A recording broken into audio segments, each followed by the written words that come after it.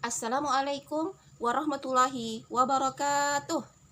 Anak-anak ustazah yang tersayang, bagaimana kabarnya pada hari ini? Ustazah doakan semoga semuanya dalam keadaan sehat walafiat dan juga dalam lindungan Allah Subhanahu wa taala. Alhamdulillah, hari ini kita pertama bertemu dalam pembelajaran tematik pada di semester pertama bulan Juli 2020. Nah, Ustazah berharap walaupun kita bertemu lewat online, tapi tidak mengurangi semangat anak-anak ustazah dalam belajar, terutama dalam pembelajaran tematik. Semoga semuanya tetap semangat. Oke. Pada pertemuan kali ini, kita akan belajar tematik dengan Bu Pena 5A. Nah, nanti setelah ini akan tayang sebuah video. Ustazah harap anak-anak selain menonton video yang Ustazah sajikan, juga membuka buku Bu Pena ini. Nah, di halaman 3, 7, 18, dan 24. Dengan menyaksikan video dan memadu padankan dengan Bu Pena ini, semoga anak-anak ustazah lebih memahami pembelajaran kita pada hari ini. Selamat menyaksikan. Kali ini kita belajar pada tema 1, organ gerak hewan dan manusia. Kita akan belajar lebih jauh tentang organ gerak hewan. Salah satu ciri dari makhluk hidup adalah bergerak. Lalu, tahukah kalian apa itu bergerak? Bergerak dapat diartikan berpindah tempat atau perubahan posisi sebagian atau seluruh bagian tubuh. Makhluk hidup akan bergerak apabila ada rangsangan yang mengenai sebagian atau seluruh bagian tubuhnya. Sahabat cerdas, coba amatilah gerakan pada manusia dan hewan tersebut.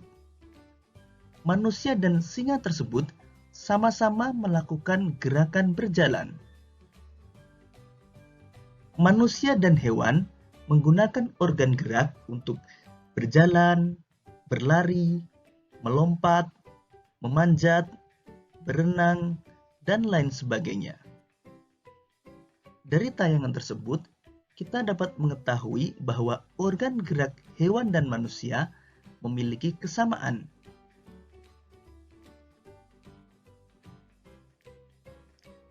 Organ gerak manusia dan hewan terdiri dari dua macam, yaitu alat gerak pasif berupa tulang dan alat gerak aktif berupa otot. Tahukah kalian mengapa tulang disebut alat gerak pasif? Tulang disebut alat gerak pasif karena tulang tidak dapat bergerak dengan sendirinya. Sedangkan otot disebut alat gerak aktif karena ototlah yang menggerakkan tulang-tulang tersebut. Jadi, tulang dan otot melakukan kerjasama untuk membuat hewan dan manusia dapat bergerak dan melakukan aktivitas sehari-hari. Kerjasama antara otot dan tulang membentuk suatu sistem yang disebut sistem gerak. Bagaimana sahabat cerdas? Apakah sampai di sini kalian bisa memahami? Ayo kita lanjutkan belajar lebih jauh lagi.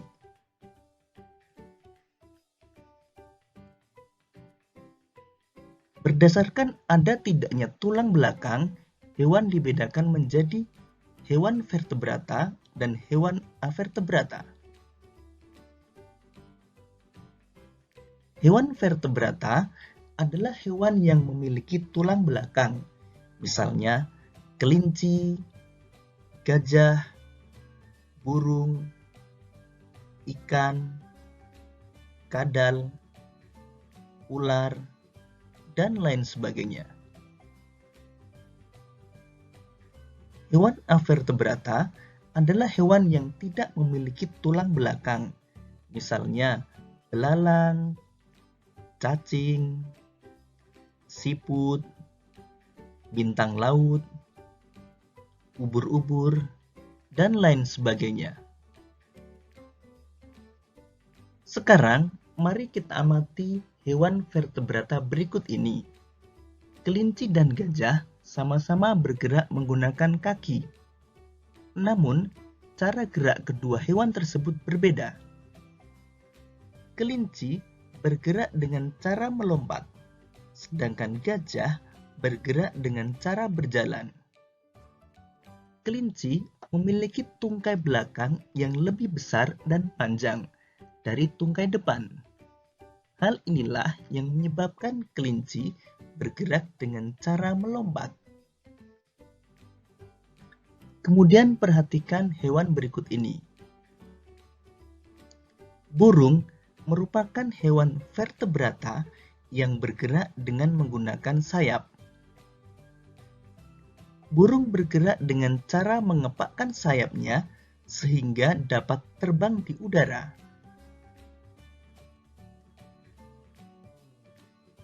Sedangkan ikan memiliki organ gerak berupa sirip.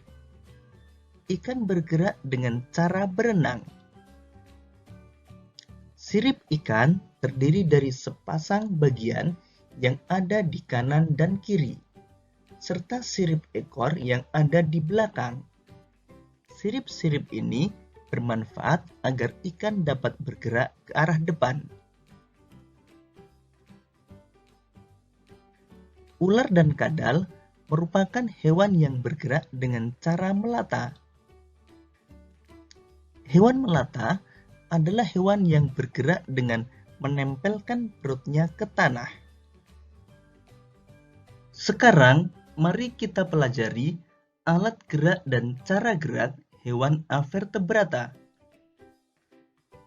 Belalang memiliki alat gerak berupa sayap dan 3 pasang kaki yang beruas. Karena memiliki alat gerak tersebut, belalang bergerak dengan cara terbang dan melompat. Kupu-kupu bergerak dengan cara terbang menggunakan sayapnya. Selain kupu-kupu, hewan avertebrata yang bergerak dengan sayapnya antara lain lalat, nyamuk, dan lebah. Cacing tanah tidak memiliki alat gerak seperti kaki dan tangan. Namun, cacing tanah memiliki otot pada tubuhnya. Cacing tanah memiliki 2 macam otot, yaitu otot memanjang dan otot melingkar. Gerakan kedua otot itulah yang membantu pergerakan cacing tanah, bahkan hingga dapat menembus tanah.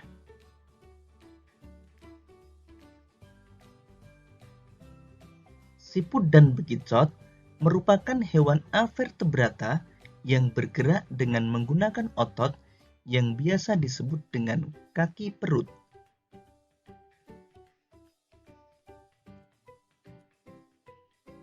Bintang laut bergerak di dasar laut dengan cara merayap menggunakan kaki-kaki tabungnya.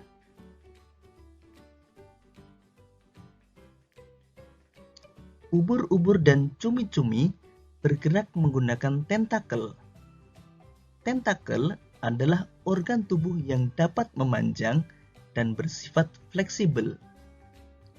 Demikian tadi. Mana kabar kalian? Kali ini kita akan mempelajari tentang organ gerak manusia dan fungsinya. Masih ingatkah kalian bahwa alat gerak manusia terbagi menjadi 2? Tepat sekali. Organ gerak manusia terdiri dari alat gerak pasif dan alat gerak aktif. Alat gerak pasif yaitu rangka, sedangkan alat gerak aktif adalah otot. Coba kalian perhatikan gambar di samping ini. Ini merupakan rangka manusia, teman-teman. Tahukah kalian apa yang dimaksud rangka itu?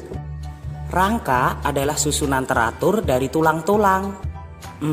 Lalu apa sih sebenarnya fungsi dari rangka ini? Rangka memiliki fungsi antara lain sebagai alat gerak pasif untuk menegakkan tubuh kita, tempat melekatnya otot, dan melindungi organ vital yang ada di dalam tubuh kita, teman-teman. Bagaimana teman-teman? Semakin penasaran ingin tahu tentang rangka? Mari kita pelajari lebih jauh lagi teman-teman. Wah.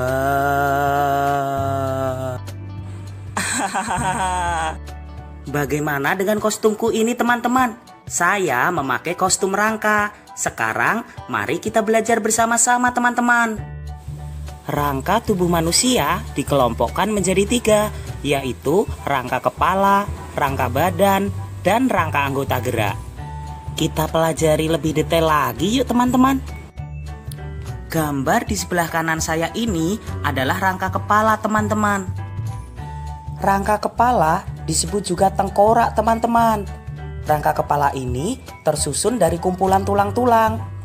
Ada tulang dahi, tulang hidung, tulang rahang atas, tulang rahang bawah, tulang pelipis, tulang ubun-ubun, dan tulang kepala belakang. Tahukah kalian apa fungsi dari tulang-tulang tersebut? Secara umum, fungsi dari rangka kepala ini adalah untuk melindungi organ vital seperti mata dan otak. Rangka kepala ini juga memberi bentuk wajah seseorang. Selain itu, dengan adanya rahang bawah di kepala, kita bisa melakukan aktivitas seperti makan dan berbicara. Baiklah teman-teman, sekarang saatnya kita mempelajari rangka badan. Teman-teman, coba amati gambar di samping kanan saya ini. Ini adalah rangka badan teman-teman. Kita bisa mengelompokkan rangka badan ini menjadi 4 kelompok, yaitu ruas tulang belakang, tulang dada dan rusuk, tulang gelang bahu, dan tulang gelang panggul. Kita pelajari lebih jauh lagi yuk teman-teman. Ini adalah gambar ruas tulang belakang. Ruas tulang belakang terdiri atas 33 buah tulang, yaitu 7 ruas tulang leher, 12 ruas tulang punggung, 5 ruas tulang pinggang, 5 ruas tulang kelangkang, dan 4 ruas tulang ekor. Fungsi dari rangka ini adalah untuk menegakkan badan, menyokong kepala dan tangan, serta untuk melekatnya otot dan tulang rusuk. Kalau ini adalah tulang dada dan tulang rusuk teman-teman. Tulang dada tepat berada di tengah-tengah, sedangkan tulang yang nampak seperti garis-garis ini adalah tulang rusuk. Tulang rusuk terdiri dari 12 pasang teman-teman. Fungsi tulang dada dan tulang rusuk ini adalah untuk melindungi organ vital seperti jantung dan paru-paru kita teman-teman. Bagaimana dengan ini teman-teman? Apakah kalian tahu nama tulang ini? Tepat sekali, ini adalah tulang gelang panggul teman-teman. Tulang gelang panggul atau tulang panggul ini terdiri dari tulang usus, tulang duduk, dan tulang kemaluan. Fungsi dari tulang panggul ini adalah menyangga badan kita ketika kita sedang duduk. Selain itu, tulang panggul juga melindungi organ vital di perut dan juga untuk melekatnya tulang paha atas. Kalau ini adalah gambar tulang bahu teman-teman. Pada tulang bahu terdapat tulang yang berkaitan, yaitu tulang selangka dan tulang belikat. Sampai di sini, apakah kalian memahami teman-teman? Luar biasa. Sekarang saatnya kita mempelajari rangka anggota gerak. Coba teman-teman perhatikan gambar berikut ini. Rangka anggota gerak terdiri dari rangka anggota gerak atas, yaitu tangan, dan rangka anggota gerak bawah, yaitu kaki. Sekarang kita pelajari satu persatu ya teman-teman. Coba perhatikan gambar ini teman-teman. Apakah kalian bisa melihatnya dengan jelas? Tepat sekali. Ini adalah rangka anggota gerak atas atau tangan. Rangka anggota gerak atas ini tersusun dari beberapa tulang. Di antaranya ada tulang lengan atas, tulang pengumpil, tulang hasta, tulang telapak tangan, dan tulang jari-jari tangan. Bagaimana teman-teman? Apakah kalian sudah memahami? Mari kita lanjutkan teman-teman. Kalau gambar ini adalah rangka anggota gerak bawah atau kaki. Rangka anggota gerak bawah ini juga terdiri dari beberapa tulang teman-teman. antara lain tulang paha, tulang kering, tulang betis, tulang tempurung lutut, tulang pergelangan kaki, tulang telapak kaki, dan tulang jari-jari kaki. Nah, sampai di sini kita sudah selesai mempelajari tentang alat gerak pasif pada manusia, teman-teman. Sekarang saatnya kita mempelajari tentang alat gerak aktif pada manusia. Masih ingat kan teman-teman apa alat gerak aktif pada manusia? Tepat sekali, alat gerak aktif pada manusia adalah otot. Tahukah kalian apa otot itu? Otot adalah jaringan yang ada di dalam tubuh manusia yang bisa menggerakkan tulang, sehingga membuat hewan dan manusia seperti kita dapat bergerak. Lalu sebenarnya apa sih fungsi otot ini? Fungsi otot antara lain yang pertama, menggerakkan tulang sehingga kita bisa melakukan aktivitas seperti berjalan, mengangkat, dan memegang. Yang kedua, otot juga menggerakkan organ tubuh seperti jantung, usus, dan juga lambung. Dan yang ketiga, otot mengalirkan darah ke seluruh tubuh kita, teman-teman. Tahukah kalian, otot manusia dikelompokkan menjadi 3, yaitu otot polos, otot lurik, dan otot jantung. Wah, semakin penasaran nih, apa sih perbedaan ketiga otot itu? Kita pelajari lebih jauh lagi yuk teman-teman. Otot polos ini mempunyai ciri-ciri khusus teman-teman. Ciri-ciri otot polos diantaranya adalah waktu kontraksi antara 3 sampai 180 detik. Bentuk dari otot polos adalah gelendong. Otot polos ini terletak pada organ dalam. Otot polos memiliki satu inti sel yang berada di tengah.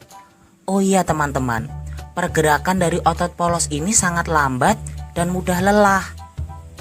Tapi otot polos ini bekerja dengan sendirinya. Jadi saat bekerja, otot polos tidak dipengaruhi oleh otak. Lihat gerakanku ini teman-teman. Nah, kalau kita sedang menggerakkan anggota tubuh kita itu, yang bekerja adalah otot lurik teman-teman. Otot lurik adalah otot yang menempel pada rangka, maka otot lurik juga disebut otot rangka. Tahukah kalian mengapa disebut dengan otot lurik? Tepat sekali, dinamakan otot lurik karena jika kita lihat ada sisi gelap dan sisi terang yang berselang-seling, jadi disebut dengan otot lurik teman-teman. Nah, ciri-ciri otot lurik adalah otot lurik memiliki bentuk silindris dengan garis gelap terang. Bentuk otot yang panjang memiliki banyak inti sel. Inti sel itu berada di tepi teman-teman. Letak otot lurik adalah melekat pada rangka. Cara kerjanya adalah dengan perintah otak. Oh iya teman-teman, otot lurik ini bekerja dengan cepat dan mudah lelah teman-teman. Jadi saat melakukan aktivitas jangan terlalu memaksa otot lurik kita ya teman-teman. Kasihan, nanti mudah lelah. Wah, ternyata banyak sekali ya teman-teman cirinya. Tapi kalian pasti ingat tentunya. Otot jantung ini berfungsi dalam memompa darah ke seluruh tubuh teman-teman. Lalu bagaimana sih ciri-ciri otot jantung ini? Otot jantung berbentuk silindris dan memiliki percabangan. Pada otot jantung memiliki satu inti sel yang berada di tengah. Otot jantung ini terletak pada jantung teman-teman. Bekerjanya tanpa kesadaran manusia. Jadi otot jantung ini bekerja terus-menerus dan tidak membutuhkan istirahat. Wah, kalau istirahat bisa-bisa jantung kita berhenti bekerja teman-teman. Bagaimana teman-teman? Apakah kalian sudah memahami tentang organ gerak manusia? Luar biasa. Tentunya kita harus tambah bersyukur ya teman-teman. kita sudah dianugerahi Tuhan organ gerak rangka dan otot, sehingga kita bisa melaksanakan aktivitas kita sehari-hari. Oh iya teman-teman, kita juga harus menjaga kesehatan supaya rangka dan otot kita tidak mengalami kelainan atau kerusakan. Tahukah kalian apa saja kelainan, gangguan, dan kerusakan yang terjadi pada rangka dan otot manusia itu? Sekarang saatnya kita mempelajari itu, teman-teman. Nah, bagaimana anak-anak ustazah setelah menyaksikan video yang sudah ditayangkan tadi? Semoga pembelajaran tematik pada hari ini mudah untuk dipahami. Jika ada sesuatu dan lain hal yang belum jelas dan belum bisa dipahami, nanti silahkan menghubungi lewat WA pribadi ustazah. Ustazah ucapkan ribuan terima kasih kepada anak-anak ustazah yang sudah berpartisipasi dalam pembelajaran tematik online pada hari ini. Kita tutup pembelajaran kita dengan mengucapkan Alhamdulillahirabbil alamin. Subhanaka Allahumma wa bihamdika asyhadu an la ilaha illa anta astaghfiruka wa atubu ilaik. Wassalamualaikum warahmatullahi wabarakatuh.